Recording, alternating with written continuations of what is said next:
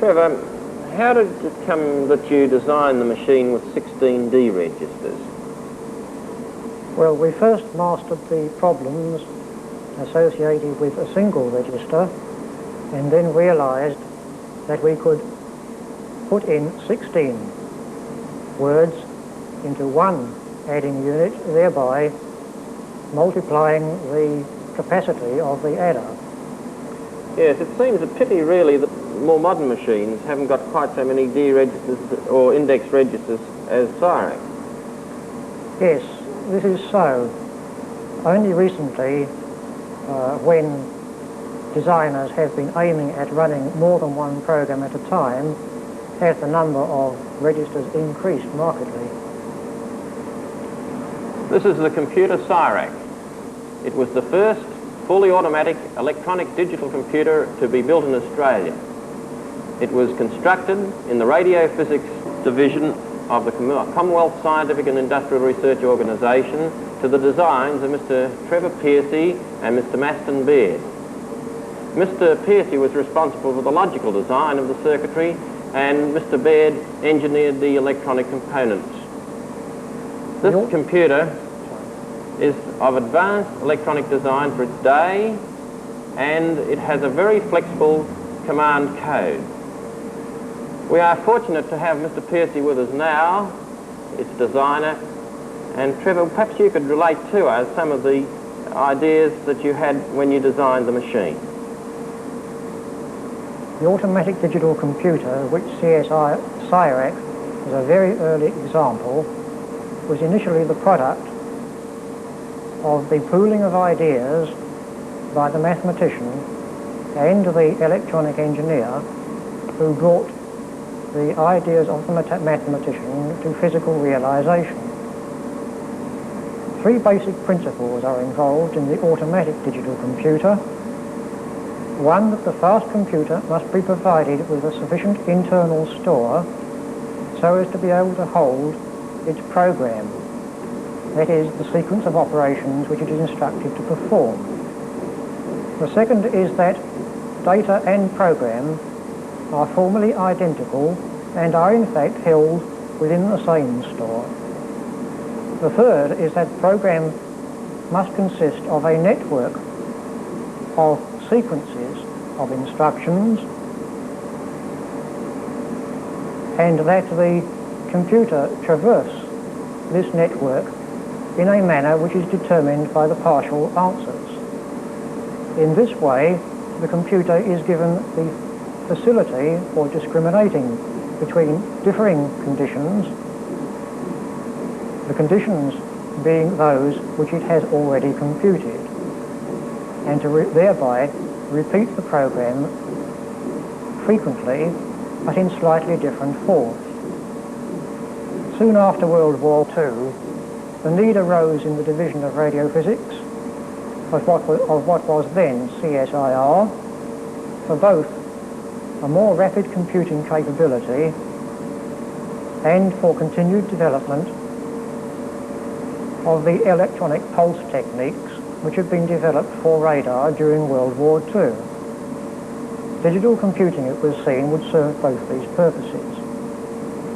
In 1948, the division undertook the study of automatic digital computing, and in 1951, CSIRAC, this machine, was actually exhibited publicly in operating order, and has since then been in regular service for the best part of a period of 13 years.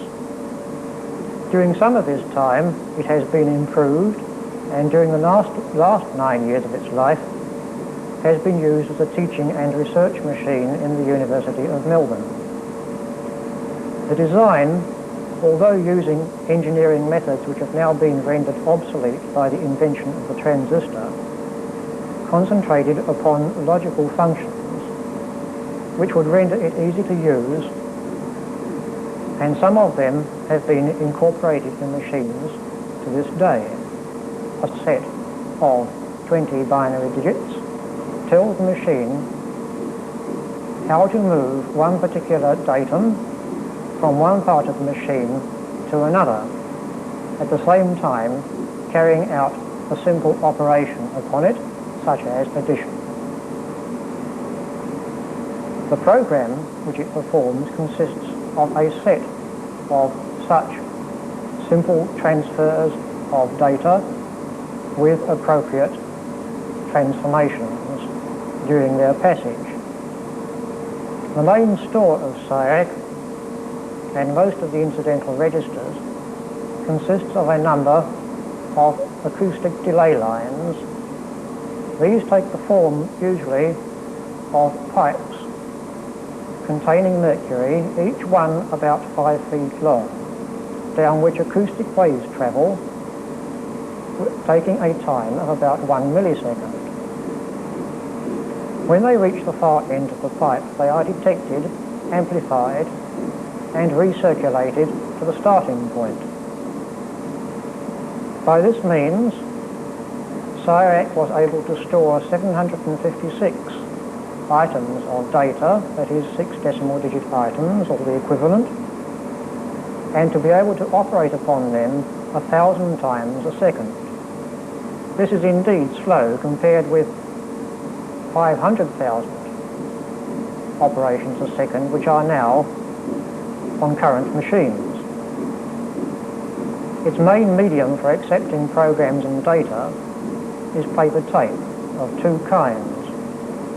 One, a wide kind with 12 channels, frequently used for recording programs, and one of 5 channels, identical with paper tape used in common telegraphic equipment.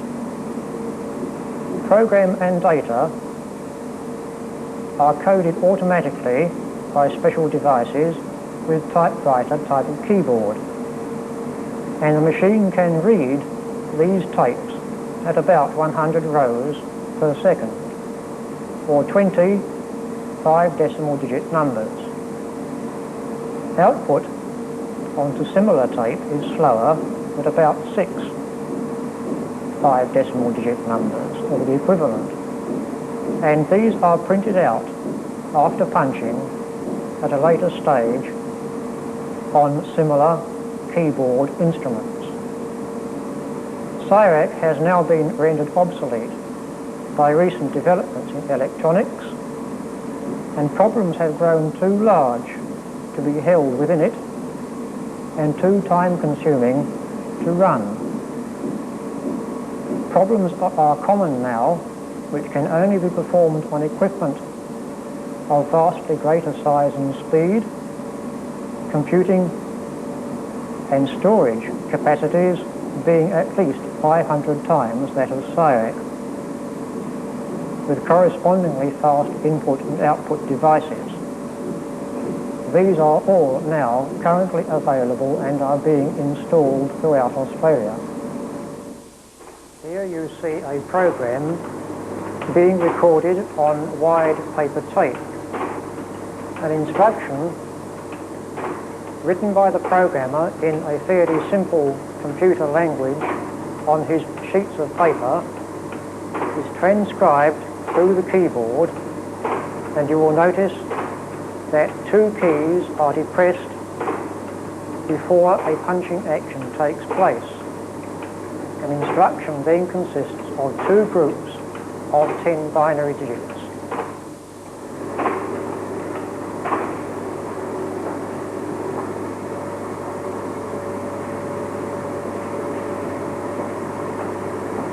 Thank you. The program has now been put onto paper tape, and we will put it onto the reader. For this purpose, for the purpose of this description, there is no data on the paper tape.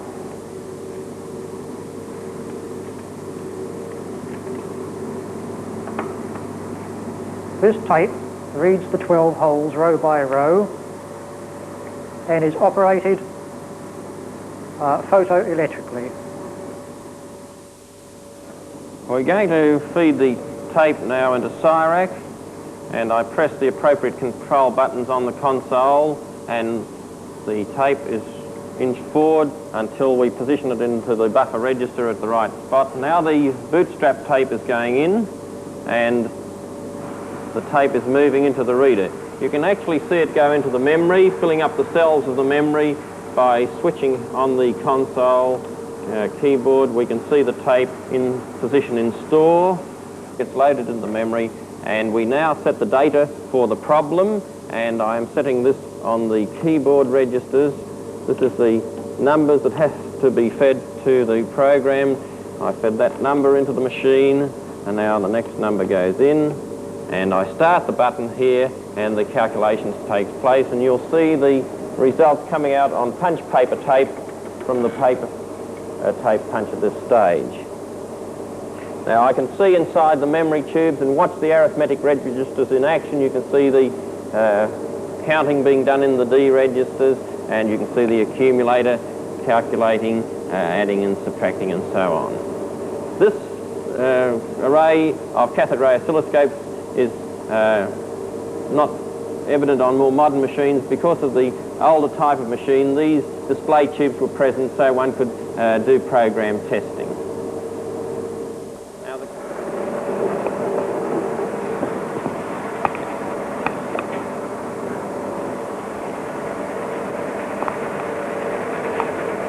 Now we're putting the results from that calculation into the flexor writer, which is going to print out the results for us. And we feed it into the reading device here, and we press the start read here, and the tape will run into the flexor writer, and the printing of the codes on the tape now takes place.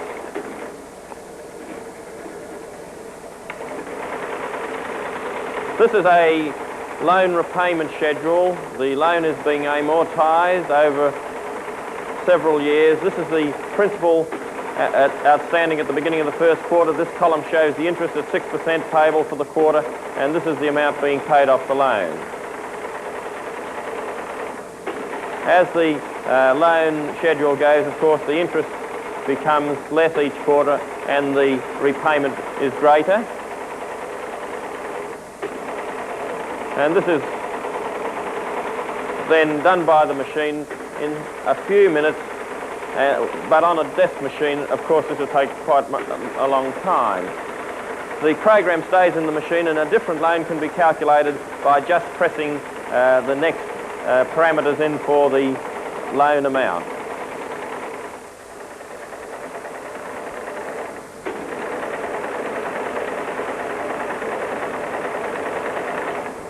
Now we're coming to the final payment, and the machine will add up the complete total of all the interest paid in the first column and the complete amount of money paid off the loan. And this, of course, balances with the outstanding amount of the first quarter.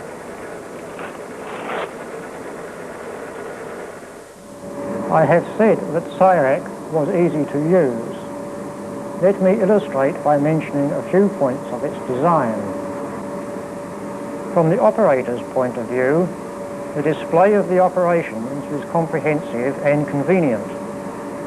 The state of the store and the arithmetical registers were shown as arrays of spots or traces on small cathode ray tubes, and the state of the control system was made visible as rows of lights on the panels in front of the control console.